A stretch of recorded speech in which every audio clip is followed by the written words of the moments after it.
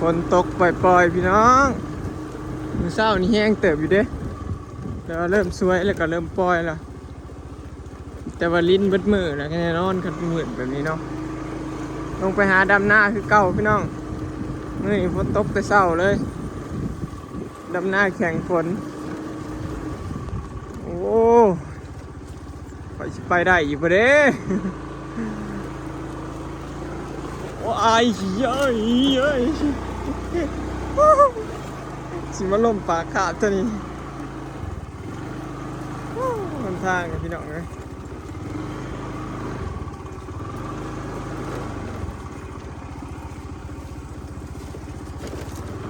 โอ้ยวัดยามนี้มาแล้วทางตัวนี้เป็นดินดากพี่น้องเลยพี่แรกนี่นะบ่ได้เป็นแนวนี้เลยพี่นี่นะมันเป็นดินทรายบนดินดากพวกนี้นับต่อไข่แล้วสบายเพื่อนนะพูนมันทะเลโบกมือบายบายเพื่อนดำทากันแล้วก่อนไปซอยเด้อก็ได้แถวนี่ขึ้นมาติดน้องพี่น้องเดนี่เพื่อนกันยังอีกหลายมืออยู่ทารุ่นมาของบอยก็เพื่อนชี้ให้ชี้แล้วก่อนกันขั้นแล้วกับไปซอยเพื่อนว้ายสบายดีเด้อพี่น้องเอ้ยคอยนะเป็นไข่ไปมือหนึ่งนะยุดงานไป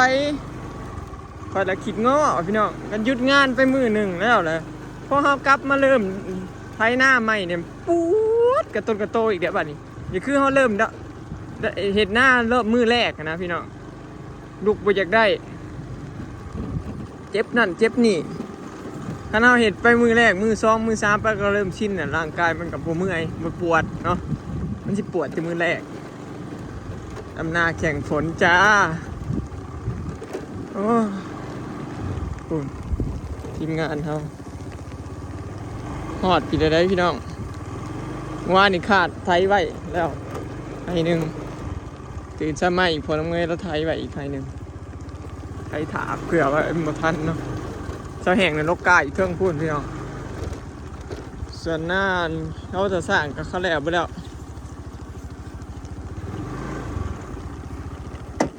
เดี๋ยวแต่ของเฮานี่แหละเลี้ยงนี่พี่น้องฝนตกจ้าไปหาดำหน้ากันพี่น้องหาไถนากันเนาะมันมีน้ำจริงน้ำในหน้าเขาก็ไม่ได้ลายเป็นไหนเลยแต่ว่าเขาได้น้ำย้อนออกตะเลื่อนละปิ่งออกแต่หน้าเราพี่น้องหน้าเราต่อเขาตัวเทิงกันเลยได้น้ำย้อนว่าละปิ่งให้เป็นแท่น้ำกับบัวลายเป็นไรเดี๋ยวเห็นบอกสิปินคือไข่นี่เห็นบอกน้ำกับชิมีประมาณนี้พี่น้องต่างแต่ว่าเขาได้น้ำเนี่ยว่าเราปิ้งมันกระตกบริแห้งแบบอีรีรอดอกตกพอแต่แบบว่าได้น้ำเนาะ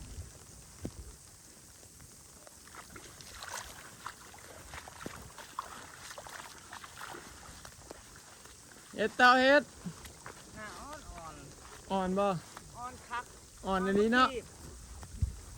ปีนี้หน้าอ่อนได้ปีกายหน้าแข็งปีกายหน้าแข็งได้เนาะตัวอายุอ่อนปีนี้อ่อนแห้งปีนี้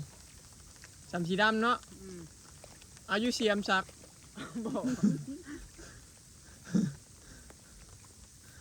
ปีนี้แข็งพี่น้องนะปีแล้วนี่อ่อนพอปีนี้นะพ้นตกมาแล้วเขาไถดำเลยเขานำมันบริมังไว้เนี่ยบริบ่มไว้มันเป็นดินสมัดแบบว่าถึงน้ำแล้วเขาไถเลยมันยังแข็งขนาดว่าง่ายๆใช่พี่น้องนาเป็นนาเมื่อแล้วก็นี่ดิเป็นก็คือเก่าหาไม้ล้อมไม้ชักไม้ชักลงพื้นกล้าพื้นชักลงมันเป็นน้ำอันนี้เห็นมันเป็นน้ำดินเนาะมันเป็นน้ำอะไรเป็นไงจ้อยพี่บนอ้ำบ่นอนเมื่อคืนนี่รับสบายเป็นได้ลุยลีลอยลุยเข้ามีแต่ว่าลุยสกอตลุยเป็นได้เลยพี่บนอ้ำแต่ว่าได้นอนนำมาล่าขึ้นนี่ทันดีป่ะนอนนำมาล่าบ่ตัวสีเอาวัน150,000บ่หรือเอา140,000บ่ หรือเอา200,000ตัวเชียววันเท่าไหร่ เราชวนเขาอยู่แต่บ่เขา อ๋อเราชวนตัวอยู่ บ่เข้าบ่ปกติเฮาดำหน้าได้140,000แม่นบ่เตาคันเข้าห้องน่ะก็ได้200,000นี่บรีเราให้3เนาะจอยตัวเคยเข้าแล้วเนาะปีแล้วเราให้3เนาะ ลงแคนกินน้ำนอนน้ำบ่เอามันลากจ้าง คันเฮานี่คุ้มแล้วเฮานี่นอนนำซื่อๆเนาะพี่น้องนอนซื่อๆบ่ได้หยัง ย่านและย่านจุดไข่แตกเลยเมื่อชง อ้ายนั่นย่านเบาหวย สบายดีพี่น้อง พอนึงมื้อเนี่ยเราลงมาก่อนแต่เช้าๆพี่น้ น้ อ อง งเบาโหย เราลงมาคาดหน้าถาแล้วก็ มันลากกระห้อย หวานปุ๋ยฐานละมาดำหน้าพี่น้อง พ่อแม่ มื้อนี้อีแม่ออกมาหน้าเด้พี่น้องผุ่นอย่ารวยผุ่นเด้อดำหน้าอีกผู้เปลี่ยนชะลอยออกมาผุ่นอยากออกมาพี่น้องก็เลยเปลี่ยนผุ่นออกมานี่ดำหน้ากันดำหน้าแข่งฝนพี่น้องมื้อนี้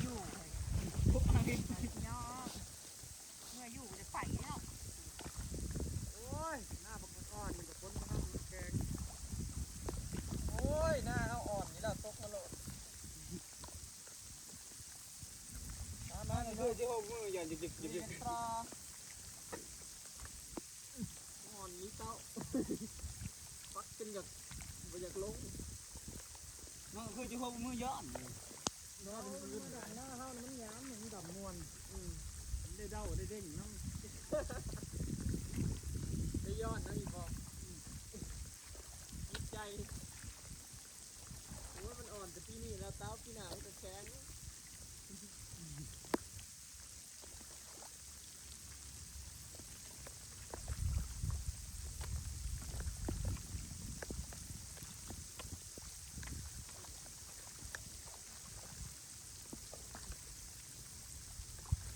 หน้าแข็งโคน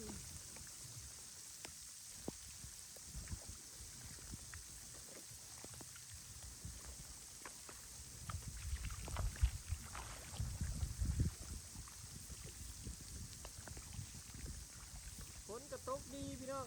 หักตกค่อยๆหรอกฝนตกแห้งกันมือฝนมาในบักเตา โอ้ยแม่ต้มบัวรวงต้มยางว่าบุ้ยน้ำ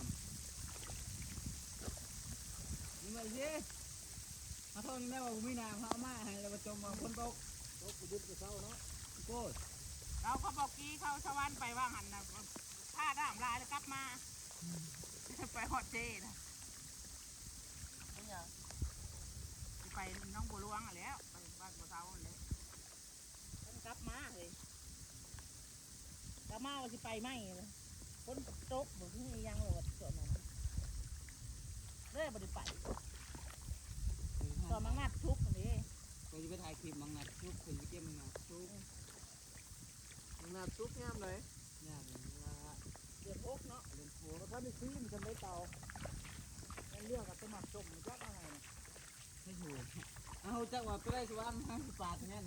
ไปสม ไม่ เล ว่าย ให้ มัน กิ กิ น นท้ายเบิร์ดประจักษ์ มึงไปสิถ้าว่าจะไม่ได้ว่าให้ปลาคาดเสือกที่เหมือนตะวันเอิญเดือนวันแห่งที่ชมบ่าย และไอ้ที่บอกไปเหลือเขา คล้ายระบบไม้นะ ไม่ได้ ไม้ในสวนน่ะ ดูฮะยุ่งฮะย่างป้ามยายจำเสาเจ้าไอ้เห็ดเสาเพื่อนใดให้พวกไม้นาเศร้าให้แจมหอนนาเศร้าจะคลายมีแต่ราคาดี คล้ายเฮาเด้อ ตัวมาละตัวละเส้นหนึ่ง แสนกีบเฮาให้2เอาให้2แสนไปต้นหนึ่งไป ไหนตัวทำมีแข็งดิตัวทำกับคือกับอุ่นก็เลยบุกแข็ง มันเหรอ ว้าว ตัวทำข้าวโตหรือข้าวโตคือหันมีแกนไร บอกว่าแล้วสำคัญต้นว่าแล้วสำบีแข็ง ข้าวขายตามที่ แข็งมันน้อยมองมายังดอกจะมาเห็นไม้กินแก้ว แต่พอดีแล้วทำดีครับต้องคือบ่อย่าง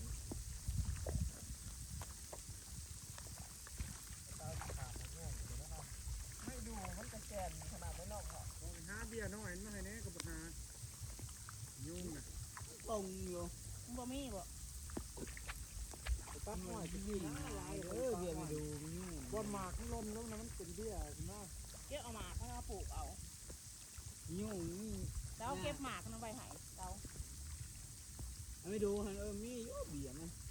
ยุ่งมันอยากมี ไม่ดูว่ามีแล้วในหน้าสวน ที่ว่าเรื่องเงากับอันนั้นได้หาเต่ามัน เก็บไปเบิ่งชื่อ มีแต่เบียร์เก่ามัน ร้อยมันสิตัดกิ่งเนาะ ตัดมันหน่อย มันกี่เห็ดเป็นบ่อนหย่างบ่อนจอดรถกัน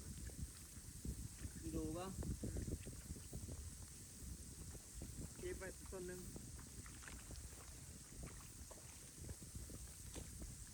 อยู่ใช้ก็6,000อยู่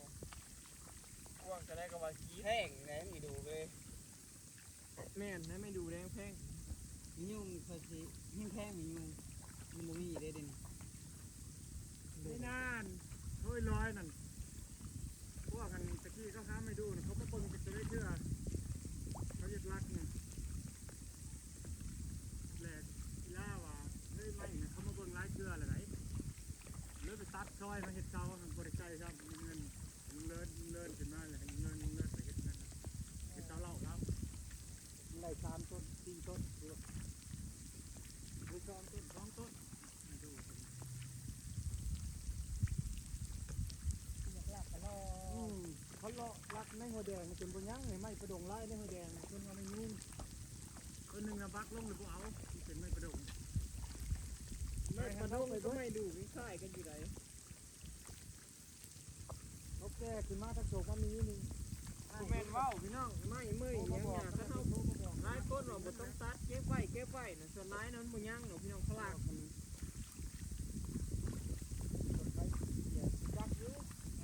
คนสมือนี่มักง่าย เข้ามาแล้วก็เขาเงื่อน บ่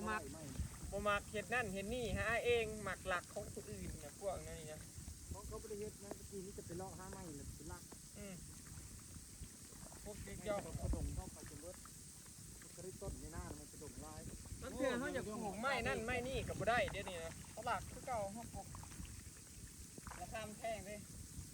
ถ้ามาจิกยังบ่ยัง แต่ไม่จิกก็ยังบ่เรือจะกลับไหน ได้จิกก็ได้งามสิยังในหน้าเฮาน่ะ ไม่จิกก็ได้งามๆเขาตัดไปลงเตาเบิดหรือไปเฮ็ดนั่นเฮ็ดนี่ เข้าไปเฮ็ดยังบ่จัก หน้ากูอยู่ไกลอย่างนี้เด็กแล้วไม่แดงไม่เข้าไปจนเบิดหน้าผู้ใดอยู่ใกล้แถวบ่คอยได้ไปจอบนะแฮงครับโอ้ดีอีกเด็บ รักมันเจ้าบ่ ยังหลักสบายอีก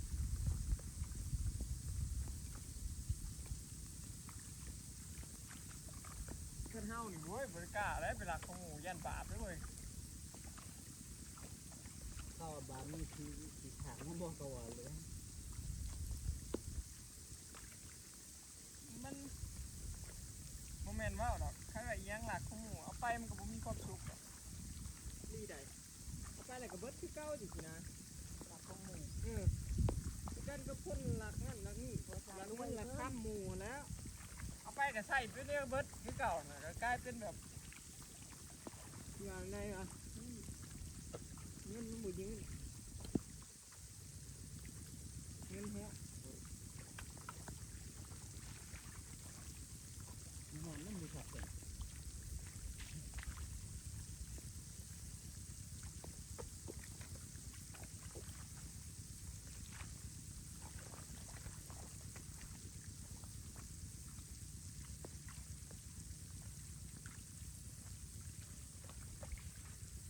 บรรยากาศมันได้เนาะ กำนาบุคอยเมื่อย ท่านแดดเพิ่นเมื่อยแล้ว ม้วน ไอ้หน้านั่นได้ก็เหือบ่ออกโอ้บ่เหือบ่ออกแค่เห็ดเลยเมื่อวานนี่ เข้าขับก็เรือบ่เลย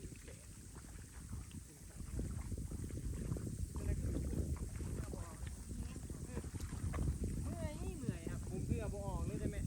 เมื่อวานนี่นะใช้หน้าขาดหน้าเรือบ่ ทำไมกระแดงได้ลงมาทำไมกระแดงลงมา แม่กระแดงแม่แรง นี่ก็ แดงมาใส่เดี๋ยว เนี่ยกระแดงกับเมียมึงเด้ เมียกระแดงเมียแม่กระแดงเมียกระแดงมีอีแหงเมียแรงเมียอำลา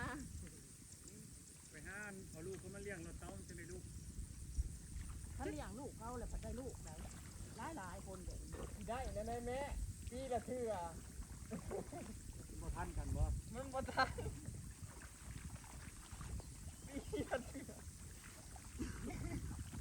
แย่ว่าปีละเทื่อ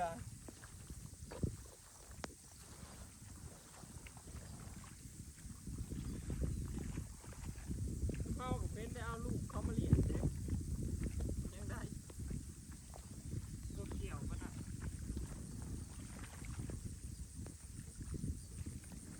เพราะว่าเด้อน้องเงินบ่มีเกิดน้องเงินบ่มี ว่าเงินมีนั่นเขายังบ่มาเกิด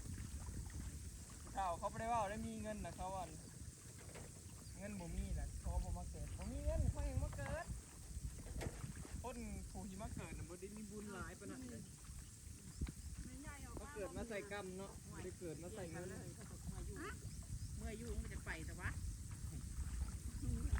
แล้วมาข้าวเดียว คนยังเมื่อยก็ดับหน้าอีก โอ้ยเก่งมันว่าเนี่ยเอาโทรศัพท์ไม่ใหญ่ไปล้างหน้าจอมอยู่ก็จีดีไม่ใหญ่ไปซักผ้าพอมาเห็นมันช่องเราตายไปล้างน้ำก็เอาหน้ากากของเราไปใส่ให้เขาทานไว้ ด้านกันบูดกันไกล ตาย ชาวมาลงมาแล้วพี่เนาะ เจ้าด้านกันบูดในขนม แล้วอันเนี้ยสิคาดหน้าก่อนบัดนี้เนาะคลิปนี้ก็สิขอเก็บภาพบรรยากาศไว้สำนี้เด้อพี่น้องฝากเบิ่งคลิปฝากเป็นกำลังใจให้บอยเด้อเนาะมื้อนี้ ไปใช้แล้วสาว แม่อลิสเอาอยู่กับอลิสเนาะบอยก็คือสิได้ถ่ายคลิปผู้เดียวมื้อนี้แต่ละมื้อน่ะแม่อลิสออกมาบอยก็พอได้เบาแห้งไปพี่น้องเนาะแม่อลิสเพิ่นถ่ายคลิปจังซี่เด้บอยก็เร่งไถนาขาดหน้าอย่างเดียวสินะ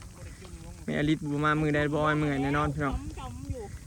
ไปแล้วพี่น้องสบายดีฝากเบิ่งคลิปฝากเป็นกำลังใจให้เด้อพี่น้องกับทีมงานเฮาเนาะ